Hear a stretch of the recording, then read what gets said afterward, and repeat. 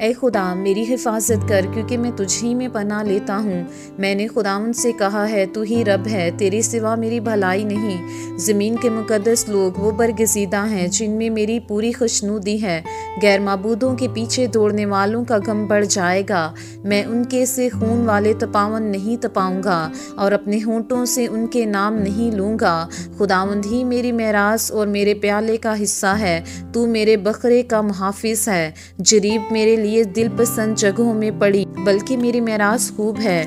मैं खुदावंद की हम्द करूँगा जिसने मुझे नसीहत दी है, बल्कि मेरा दिल रात को मेरी तरबियत करता है।